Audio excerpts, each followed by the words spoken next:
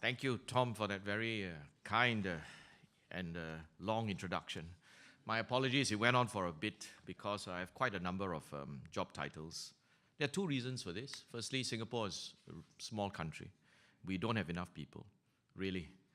And secondly, I guess I wasn't paying attention when they asked for volunteers back home.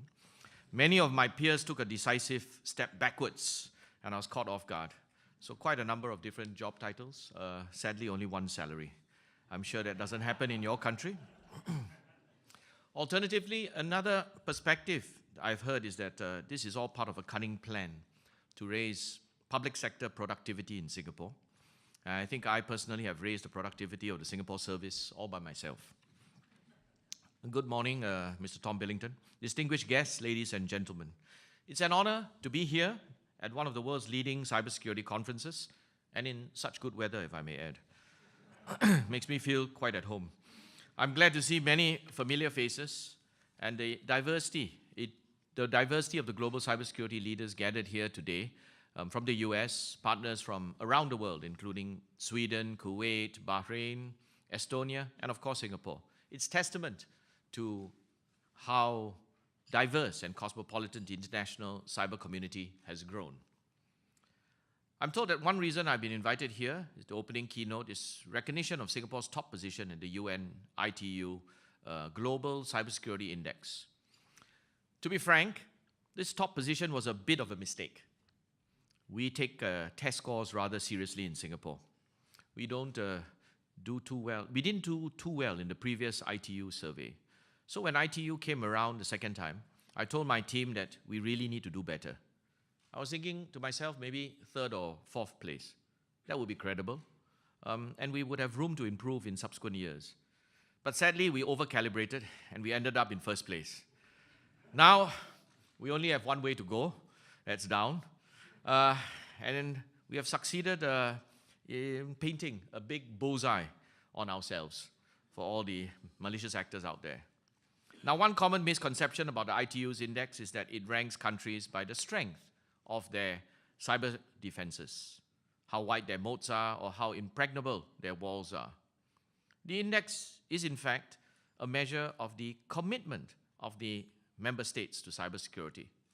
On this front, I'd say they're spot on about Singapore. Cyber is indeed an important and even existential issue about Singapore's national agenda. And today I'd like to share with you some thoughts on what cybersecurity matters, why it matters so much to Singapore in the spirit of information exchange, which we, of course, in the cyber circles advocate strongly. I'll cover how we are tackling this challenge through a national cybersecurity strategy, including how we are putting in place a new law that will enable us to level up our national cybersecurity posture. Singapore sees the world through a lens that is shaped by our geographic, demographic, and economic context. We're a tiny nation state located in Southeast Asia, a rapidly developing region in the world, and our population of 5.6 million is slightly less than that of the Washington metropolitan area. In terms of land size, the Washington metro area is about 20 times the size of my entire country. We are also one of the world's most connected cities. Each Singaporean has on average about 2 mobile phones. According to the, so I only have one, so I suspect there are some Singaporeans who have far more than 2. According to Speedtest Global Index, our national broadband infrastructure is the world's fastest. The pace and scale of Singapore's connectivity and digitalization will only become more intense under our Smart Nation initiative, which sets out a vision to harness digital and smart technologies to build a future Singapore. Just like how Waymo's self-driving cars ply the streets in California, autonomous vehicles are being put through their paces in Singapore's One North Business Park. The National Digital Identity (NDI) system and our push for simplified and integrated electronic payments are geared towards allowing citizens and businesses to transact in a seamless, convenient, and secure manner. These and other Smart Nation initiatives will enhance the competitiveness and participation in our economy. But the more digitalized and connected our economy is, the more important it becomes to secure our systems in cyberspace. Although Singapore was relatively unscathed by large-scale cybersecurity incidents like WannaCry and NotPetya attacks in 2017, our global connectivity still puts us in the crosshairs of advanced persistent threats. Last year, our universities and government networks were breached. We investigated and found the breaches to be carefully planned and sophisticated, not the work of casual hackers or criminals.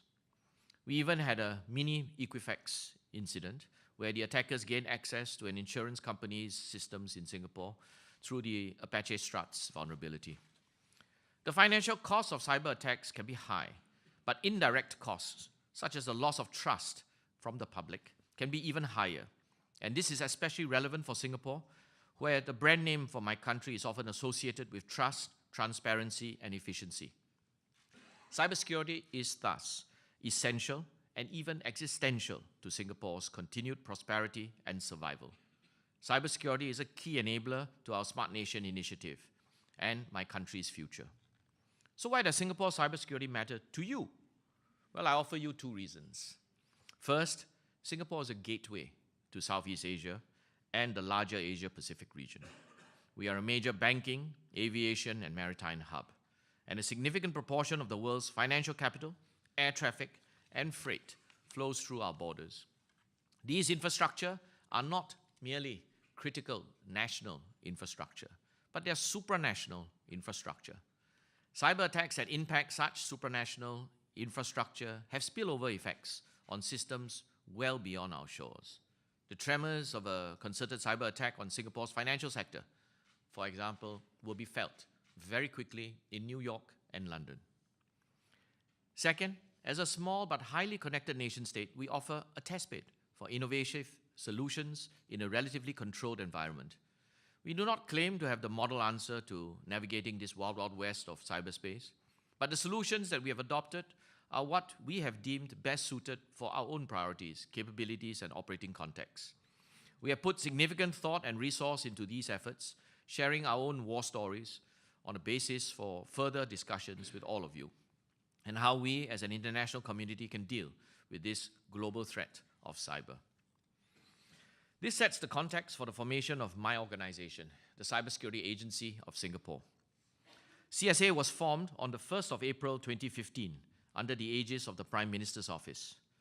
This was not an April Fool's joke. Rather, it came from the recognition on the need for dedicated and centralized oversight of Singapore's cybersecurity functions. CSA's primary focus is the protection of critical information infrastructure and essential services. We cover from the policy and legislation to operational, technical, and intelligence, as well as investigations and incident response.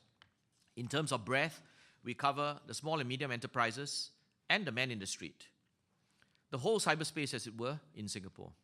Beyond operational, we also have a responsibility to nurture the wider cybersecurity ecosystem so that it can support our ops demands.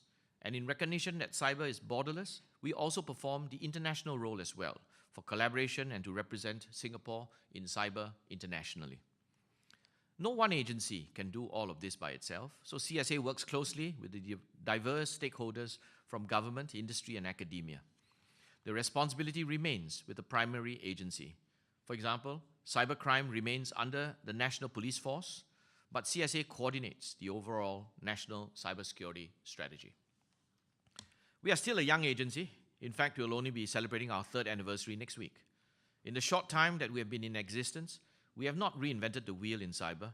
Rather, our key value proposition lies in the holistic approach that we have taken, in recognition that many of these fronts are complementary and mutually reinforcing. This approach is encapsulated by the 4 mutually supporting pillars of Singapore's cybersecurity strategy.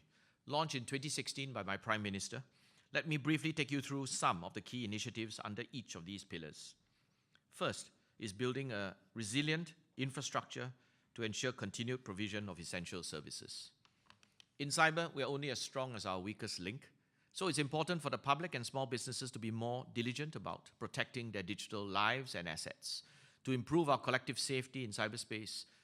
As seen from the spate of ransomware campaigns over the past year, small businesses and individuals are often the victims of such indiscriminate attacks.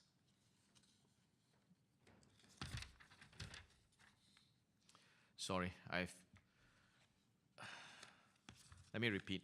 First, building a resilient infrastructure to ensure continued provision of essential services. CSA plays the role of regulator and partner to ensure that our CII agencies have the capabilities and measures in place to detect, respond, and recover from cyber threats in a prompt and expedient manner. We have developed a multi-tier national cybersecurity response plan, and we conduct regular cross-sectorial exercises. For example, Exercise Cyberstar was a whole-of-government effort that put Singapore's cyber incident management and emergency response plans to the test. In our second run last year, it involved 200 participants from all designated CII sectors. As government systems remain a prime target for cyber attacks, we have to walk the talk. In 2016, the Singapore government announced that it would take the unprecedented step of separating our internal networks from the internet. To clarify, we did not cut off from the internet completely. We still use the internet as the transport layer, and we can send and receive emails from citizens and from overseas. We just cut off internet surfing from government computers. This move came under strong criticism. Some called it a step backward into the Stone Age, and others joked about facts that we'll be using pigeons for communication. This discussion was not taken lightly, and was done to make it harder for attackers by disrupting the cyber kill chain. The internet surfing separation was completed last year in 2017. It was a year that saw many high-profile cyber attacks globally. Some of our critics who had joked about pigeons a year earlier now see the value of this bold move to secure our government networks. Second, we go beyond our CII sectors to engage businesses and individuals to develop a safe and secure cyberspace. In cyber, we are only as strong as the weakest link. It is important that the public and small businesses be more diligent about protecting their digital lives and assets to improve our collective safety in cyberspace. As seen from the spate of ransomware campaigns over the past year, small businesses and individuals are often the victims of such indiscriminate attacks. To improve everyday cyber hygiene and savviness, we have undertaken outreach and awareness campaigns that target different segments of the population, including the general public, students and parents, and small and medium enterprises. One example is when we launched a national cybersecurity awareness campaign to reach out to individuals from all walks of life on the importance of cybersecurity. Third, by building a vibrant cybersecurity ecosystem. Cybersecurity is not just doom and gloom. We have identified cybersecurity as a growth sector and an opportunity for Singapore's economy, and a pillar for our digital future. Cyber opens up jobs and opportunities for our citizens. Building up the industry and our talent pool will not only bring about economic opportunities to Singapore, but ensure a sustainable source of expertise and solutions to contribute to a more resilient national infrastructure. To this end, we have attracted a critical mass of the world's top cybersecurity companies to establish a presence in Singapore. We also help to grow local companies and expertise, and we partner with our government economic agencies to promote and support various initiatives to help promising cybersecurity startups scale and internationalize, and to catalyze the developments of innovative cybersecurity solutions to meet our operational needs. Manpower is our best resource, but it's also a potential bottleneck in this growing industry. We have launched several initiatives to deepen our cybersecurity capabilities and to promote the growth and career development of professionals. One example is from the Singapore Armed Forces. In Singapore, all males are required to serve 2 years of compulsory national service, and the SAF recently created a new cyber defense vocation to train selected conscripts for cyber defense. This will give them a head start in skills and experience that will be valuable to the national cybersecurity ecosystem. In the area of research and development, we work with the National Research Foundation to set up and manage a $190 million national cybersecurity R&D program. This program serves the development of R&D capabilities to meet the cybersecurity needs of Singapore through projects in areas such as cyber physical systems and blockchain technology. Our fourth and last pillar emphasizes strengthening the international partnerships. Cybersecurity is a team sport, and one in which we face borderless and asymmetric threats. Combating these threats requires international collaboration to achieve collective action and mutual understanding. As a small, connected city-state, Singapore firmly believes in the importance of a rules-based international order for cyberspace, based on the application of international law and the adoption of voluntary operational norms. But developing practical and implementable norms should be complemented by other efforts to drive international cooperation in cyber. To this end, Singapore leans forward through a mix of regional and international platforms to promote international collaboration. We do so in three ways. First, we promote dialogue to focus on the attention on international community on key cyber issues. Singapore hosts the Singapore International Cyber Week, SICW. It's a key platform for regional and global cyber leaders to forge partnerships and engage in critical dialogue on cybersecurity. Last year's edition of the Singapore International Cyber Week attracted more than 7,000 stakeholders, including policymakers, industry experts, non-governmental organizations from close to 50 countries. One event at SICW is the International Cyber Leaders Symposium, which featured a robust panel discussion between cyber thought leaders on the challenges of implementing norms of responsible cyber state behavior. Secondly, we work closely with our regional partners.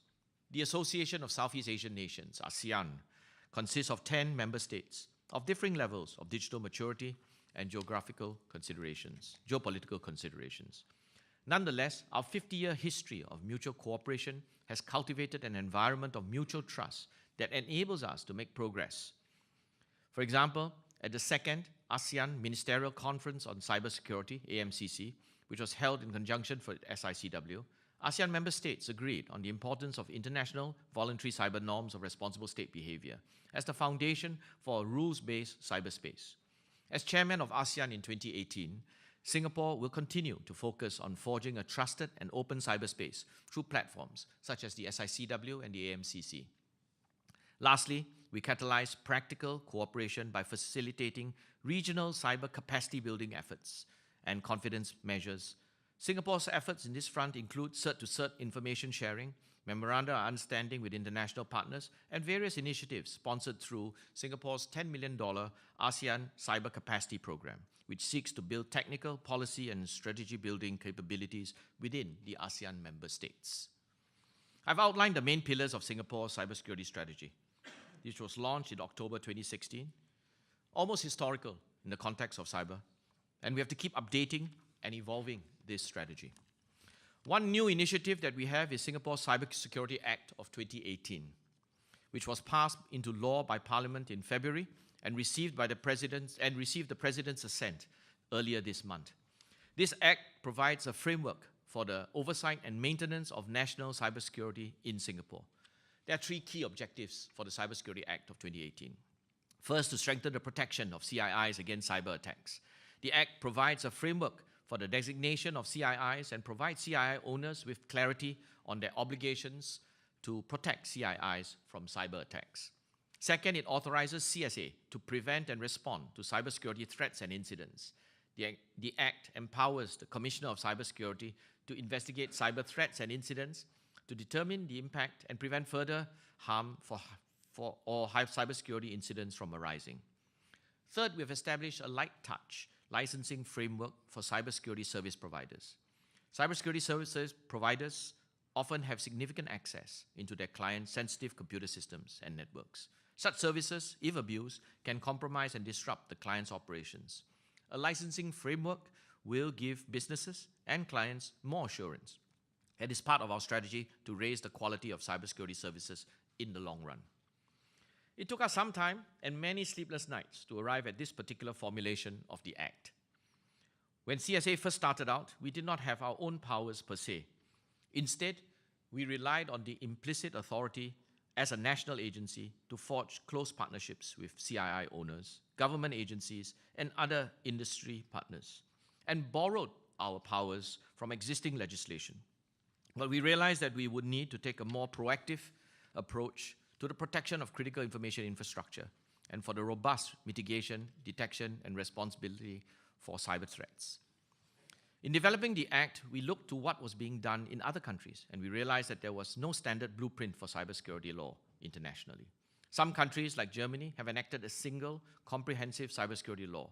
Others, like the US, have introduced cybersecurity regulation through various pieces of legislation.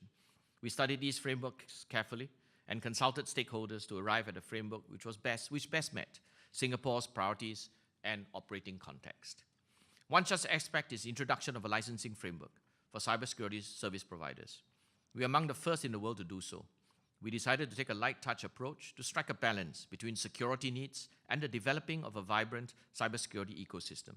For a start, only penetration testers and managed security operations centers, SOCs, monitoring will be licensed. These providers have access to sensitive information from their clients and provide mainstream services that leave a significant footprint on our cyber landscape. The Act will operate in tandem with other laws and regulations in Singapore. For example, the Computer Misuse Act and other relevant legislation will continue to govern the investigation and prosecution of cybercrime. CSA's experience in running the show over the last 2 years also gave us time and experience to distill our thinking. When CSA first started out, we had certain ideas of what kind of oversight was needed in Singapore and worked closely with our stakeholders, not to mention keeping pace with the evolving threat landscape. This gave us additional clarity on the powers that were needed to safeguard our essential services from cyber attack. Yes, as you've gathered, and as Tom has said, I've gained another title in this past month. As Commissioner of Cybersecurity, I'll be conferred the authority to execute the powers stipulated in the Act. Some in the local media have given me the moniker of the Cyber Czar in Singapore. This term gives me some anxiety. A good friend of mine reminded me that the root word for Czar actually comes from Caesar, and we all know what happened to many of the Caesars. I should also mention that Singapore's political culture played a part in the strong support for the Act. In general, our public has strong confidence in the government, and our status as a little red dot on a map, surrounded by much larger neighboring countries in Southeast Asia, also underscores a collective mindset that security is a necessary precondition for our independence and continued prosperity. During a 6-week public consultation exercise, we found the respondents generally shared that the government's concerns of cybersecurity threats to Singapore. When the Act was debated in Parliament, many members of Parliament rose to speak. All said they supported or strongly supported the need for a Cybersecurity Act. The debate was on the implementation and clarification of issues such as privacy and the cost of compliance. This allowed us to refine the Act and reassure stakeholders that the government would work with them to ensure the implementation would be handled sensitively. From Singapore's perspective, a resilient and secure cyberspace depends on the successful implementation and execution of a holistic cybersecurity strategy, including the development of a vibrant ecosystem, strong international collaboration, and a legislative framework that gives us oversight over our critical infrastructure. We have been recognized globally for our commitment to cybersecurity, but that does not mean that we are resting on our laurels. In fact, the more important comparison is not how we measure up against other jurisdictions or other countries, but against the threat actors which are targeting us. There's little use in having the highest walls or the widest moats if the enemy can fly. We are cognizant that attackers also recognize Singapore's value as a global connectivity hub. In September 2017, we attained the dubious honor from one cybersecurity company of being the top launchpad for cyber attacks. The company subsequently acknowledged that these attacks may not have originated from Singapore, but had leveraged on our connectivity to do so. Nonetheless, it's an apt reminder that our connectivity can be both a boon and a bane. This is not a race that we can win alone. A rising tide raises all boats, and collaboration between governments, businesses, academia, and individuals across multiple fronts will be a crucial component to our success. Moving forward is important not just to build defenses for the cyber threats of today, but also to promulgate the infrastructure capability, mindsets, and friendships that will enable us as an international community to tackle these cyber threats for tomorrow. I hope that my sharing on Singapore's approach to cybersecurity as a small, connected nation-state has provided some food for thought. And I also like to take the opportunity to congratulate Tom for successfully organizing this third run of the Billington International Summit. Gatherings such as these are important in bringing together a diverse range of thought leaders from the cybersecurity and front and facilitating the candid exchange of views. Singapore's third edition of the Singapore International Cyber Week will be held in September of this year, and I warmly invite all of you to join me in SICW 2018 and look forward to having many fruitful discussions with you there. Thank you.